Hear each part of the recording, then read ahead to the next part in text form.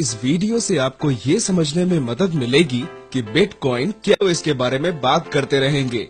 लेकिन उससे पहले हम लोग अगले कुछ मिनट में आपको इससे जुड़ी बुनियादी चीजों के बारे में बताएंगे। यहाँ सबसे जरूरी चीज यही है कि आपको बिटकॉइन के बारे में सब कुछ बताया सिखाया जाए। तो बिटकॉइन क्या है? बिटकॉइन दुनिया का सबसे पहला डिजिटल डिसेंट्रलाइज्ड क्रिप्टो करेंसी है। बिटकॉइन असल में दुनिया में कहीं भी एक व्यक्ति से सीधे दूसरे व्यक्ति तक पैसे भेजने के लिए इंटरनेट का इस्तेमाल करता है, जिसके लिए बैंक, पेपैल या वेस्टर्न यूनियन जैसे किसी सेंट्रलाइज्ड एंटिटी का इस्तेमाल करने की जरूरत नहीं पड़ती है। और यह एकदम सुरक्षित है, नाम रहित है, सुपर फास्ट है और यह दुनिया में कहीं भी कारगर है। बिटकॉइन का इस्तेमाल कोई भी कर सकता है, किसी योग्यता की जरूरत नहीं है, कोई फीस नहीं देनी पड़ती है, कोई चार्ज बैक और कोई बॉर्डर नहीं है। यह असल में पैसे का भविष्य है। तो कौन बिटकॉइन का उपयोग और स्वीकार करता है?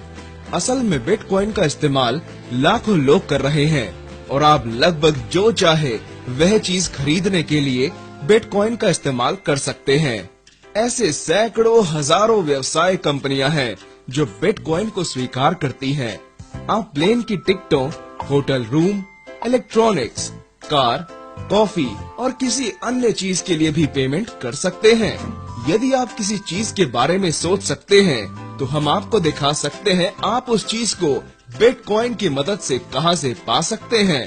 बिटकॉइन एक और जिस बड़े बाजार को प्रभावित करता है वह है रेमिटेंस, यानी वह पैसा जिसे एक राज्य से दूसरे राज्य में और एक देश से दूसरे देश में दोस्तों और परिवार के लोगों को भेजा जा रहा है।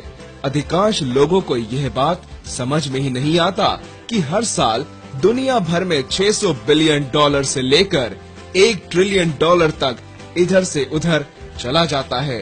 पैसे भेजने के लिए हम लोग बैंक, पेपैल और वेस्टर्न यूनियन जैसी कंपनियों का सहारा लेते हैं।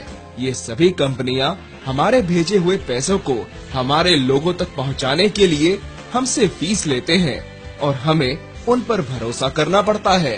वेस्टर्न यूनियन, मनीग्राम और उन जैसी दूसरी कंपनियां 5 से 30% तक फीस लेती हैं। कुल मिलाकर दुनिया भर में इसका परिमाण लगभग 10% है, जिसका मतलब है कि हम लोग हर साल 100 बिलियन डॉलर का 10% यानी 60 बिलियन डॉलर बस फीस के रूप में दे बैठते हैं। बिटकॉइन की मदद से हर किसी को इसकी सुविधा प्राप्त होती है और इसके लिए कोई मंजूरी भी नहीं लेनी पड़ती है। एक विशिष्ट बिटकॉइन लेन देन में लगभग 2.5 सेंट की फीस ही लगती है। यह एक बहुत बड़ा बदलाव लाने वाला है। अधिकांश लोगों को पता ही नहीं है कि सिर्फ लगभग 1.5 बिलियन लोगों के पास ही बैंक अकाउंट, वीजा या मास्टर कार्ड होता है, जिसका मतलब है कि बाकी के लगभग 5.5 बिलियन लोगों के पास किसी भी तरह की बैंकिंग की सुविधा प्राप्त नहीं है। उनकी सारी संपत्ति उनके घर में ही रहती है। यदि कभी कोई डकैती हो जाए, आग लग जाए, बाढ़ आ जाए, तूफान आ जाए या इसी तरह की कोई और घटना घट जाए तो उनका सब कुछ खो जाता है। और क्या आपको पता था कि उन लोगों की संख्या अधिक है जिनके पास इंटरनेट के साथ सेल फोन है, जबकि उन लोगों की संख्या इनसे कम है जिनके घरों में पानी और बिजली की सुविधा है। इन सभी लोगों के पास अपनी संपत्ति की रक्षा करने का कोई साधन नहीं है और ये इंटरनेट के माध्यम से व्यापार नहीं कर सकते हैं। लेकिन अब वे बिटकॉइन की मदद से ऐसा कर सकते हैं, क्योंकि बिटकॉइन पर किसी व्यक्ति, सरकार या कंपनी का कोई स्वामित्व या नियंत्रण नहीं है।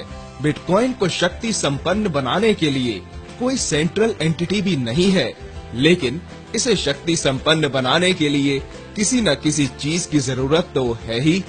इसे यह शक्ति असल में उन हजारों लोगों से मिलती है जिनके पास विशेष कंप्यूटर हैं, जो नेटवर्क को शक्ति संपन्न बनाते हैं, नेटवर्क को सुरक्षित करते हैं और लेन देन की जांच करते हैं। इसे माइनिंग कहा जाता है। सबसे बड़ा सवाल है, यदि कोई फीस ही देनी नहीं पड़ती है तो लोग क्यों कंप्यूटर और बिजली पर इतना पैसा खर्च करेंगे यदि कोई आमदनी ही नहीं होगी? यही वह जगह है जहां हम पैसे डाल सकते हैं। औसतन हर 10 मिनट में बिटकॉइन के एक नए ब्लॉक का निर्माण किया जाता है और उसे किसी ऐसे व्यक्ति को दे दिया जाता है जो माइनिंग कर रहा है। शुरू में हर 10 मिनट में 50 नए बिटकॉइन का निर्माण किया जाता था। 2,10,000 ब्लॉक के बाद, जिसे बनाने में लगभग 4 साल लग गए, यह घटकर 25 नया बिटकॉइन प्रति ब्लॉक हो गया है।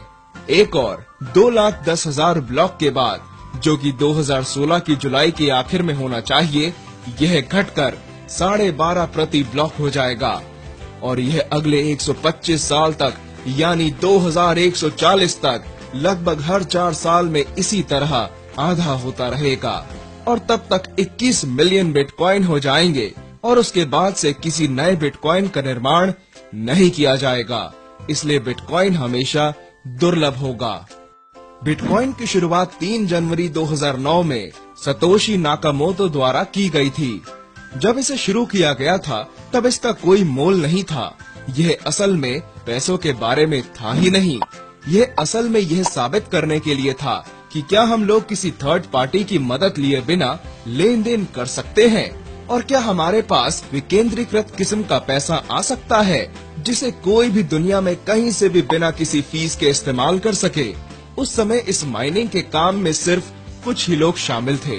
वे लोग हर 10 मिनट में सभी नए बिटकॉइन को इकट्ठा कर रहे थे। उसके बाद 22 मई 2010 को पहला लेन देन हुआ। एक पिज्जा के लिए 10,000 बिटकॉइन को ऑफर किया गया। जब ऐसा हुआ तब अचानक बिटकॉइन का महत्व बढ़ गया। उसके बाद मांग बढ़ने लगी और ज्यादा से ज्यादा लोग बिटकॉइन खरीदने के लिए कहने लगे। लेकिन जिन लोगों के पास यह बिटकॉइन था, वे लोग इसे इतने सस्ते में बेचना नहीं चाहते थे।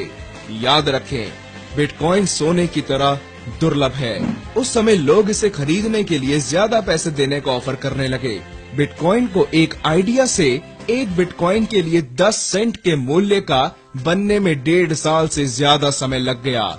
जिस समय यह वीडियो बनाया जा रहा है उस दौरान और 5 साल बीत गए और इसकी कीमत 10 सेंट से बढ़कर लगभग $240 हो गई, यानी कि 2400 गुना। 5 साल पहले यदि आपने $1 मूल्य का बिटकॉइन खरीदा होता तो उसकी कीमत अब $2400 हो गई होती।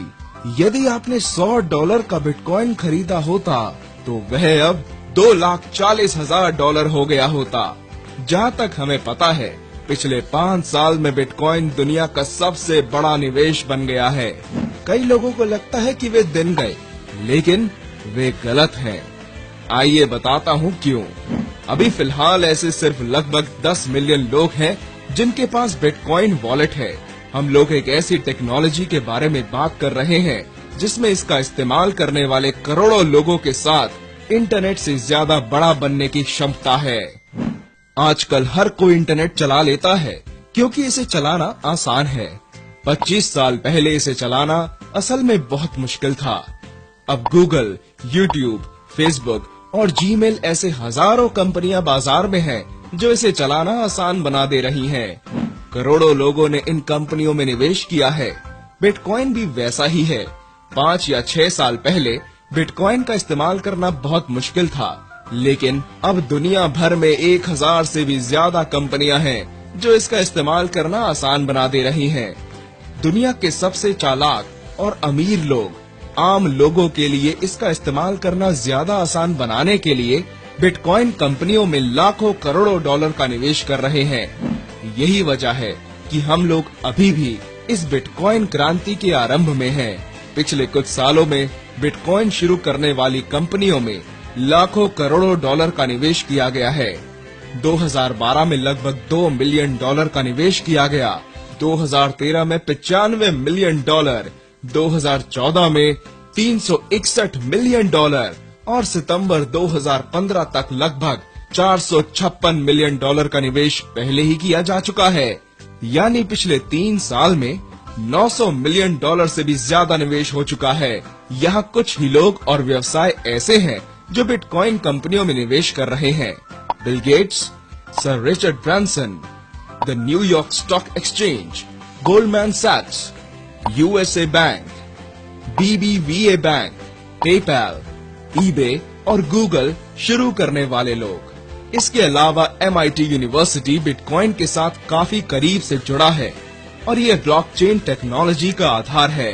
यही है वह जगह जहां जादू होता है।